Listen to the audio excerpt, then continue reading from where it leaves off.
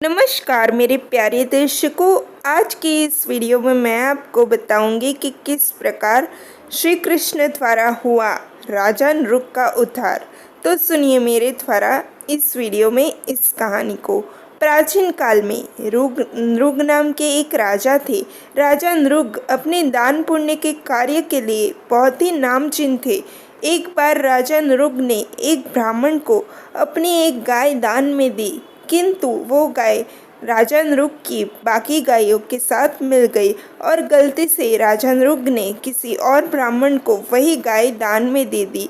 और जब पहले ब्राह्मण से उस ब्राह्मण की मुलाकात हुई जिसे राजा नृग ने वो गाय दान में दी थी, और तब पहले ब्राह्मण ने उस ब्राह्मण के पास अपनी गाय को देखा और उसे पहचान लिया। और तब उस ब्राह्मण ने दूसरे ब्राह्मण से पूछा कि तुम ये गाय कहाँ से लाए? ये गाय तो मेरी है, राजा नृग ने इसे मुझे दान में दी है। और तब वो ब्राह्मण दूसरे ब्राह्मण से कहता है, नहीं, ये गाय मेरी है, इसे राजा नृग ने अभी अभी मुझे दान में दिया है। और ये बात सुनकर पहले वाले ब्राह्मण को गुस्सा आ जाता है और तब दोनों के बीच बहस होने लगती है। दोनों ब्राह्मण जाकर राजा नृग से इस समस्या का समाधान मांगते हैं और तब राजा नृग इस बात का समाधान नहीं कर पाते हैं, जिस वजह से पहले वाला ब्राह्मण राजा नृग को ये श्राप देता है कि आज तक आपने जो भी पुण्य कार्य किए हैं वो सारे कार्य आपके असफल हो जाए और आपको उन सारे कार्यों का एक भी फल ना मिले और आप एक राजा से एक मगरमच्छ में परिवर्तित हो जाए। और जब श्री कृष्ण आपका उद्धार करेंगे तभी ही आपकी उस श्राप से मुक्ति होगी। और जैसे ही वो ब्राह्मण राजा नृग को ये श्राप देता है, राजा नृग तुरंत ही राजा में से एक मगरमच्छ में परिवर्तित हो जाते हैं और बिना पानी के एक कुएं में जाकर गिर जाते हैं। और वो कुआं द्वारका के पास ही होता है। उतने में कुछ बच्चे, यादव कुल के कुछ बच्चे पानी की खोज में उसी कुएं के पास आते हैं और तब वो बच्चे देखते हैं कि उस कुएं में तो पानी ही नहीं है, बल्कि उस कुएं में एक मगरमच्छ गिरा हुआ है। तब यादव कुल के वो बच्चे श्री कृष्ण को सारी बात जाकर बताते हैं और तब बच्चों के साथ श्री कृष्ण भी उस कुएं के पास आते हैं और अपने हाथ की एक ही उंगली से उस मगरमच्छ को कुएं में से बाहर निकाल देते हैं। और जैसे ही श्री कृष्ण का स्पर्श उस मगरमच्छ को होता है, वैसे ही मगरमच्छ में से एक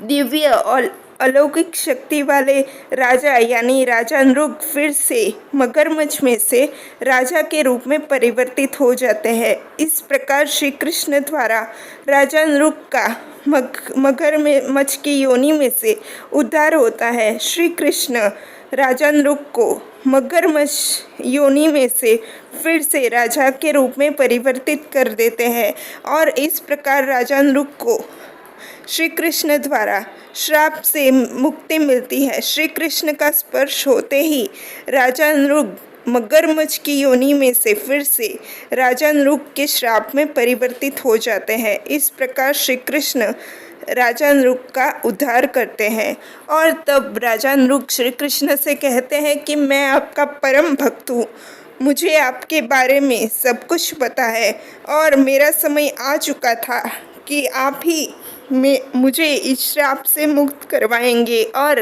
जिस ब्राह्मण ने मुझे ये श्राप दिया था, उसी ब्राह्मण ने मुझे ये भी बताया था कि श्री कृष्ण ही तुम्हारा उद्धार करेंगे।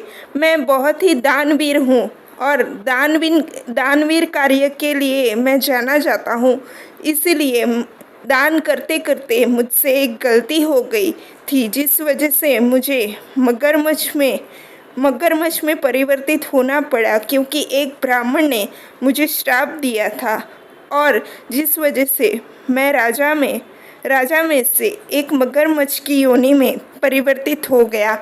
और श्री कृष्ण के पूछने पर ये सारी बात राजा नृग श्री कृष्ण को बताते हैं और साथ में ये भी बताते हैं कि राजा नृग श्री कृष्ण के कितने बड़े भक्त हैं। तो दर्शकों, मैंने आपको बताया कि किस प्रकार श्री कृष्ण ने राजा नृग का उद्धार किया। तो दर्शकों, आपको ये कहानी जानकर कैसा लगा ये बताने के लिए कृपया मेरी वीडियो के नीचे एक प्यारा सा लाइक, चैनल को सब्सक्राइब और शेयर करते रहिए। और हाँ, मुझे बताना मत भूलिएगा कि आपको श्री कृष्ण द्वारा हुए नृक उद्धार की कहानी जानकर कैसा लगा। ये बताने के लिए आपको मेरे वीडियो के नीचे एक लाइक, चैनल को सब्सक्राइब और मेरी लिंक को शेयर करना होगा। और हाँ, मेरी अगली वीडियो की प्रतीक्षा कीजिएगा। धन्यवाद।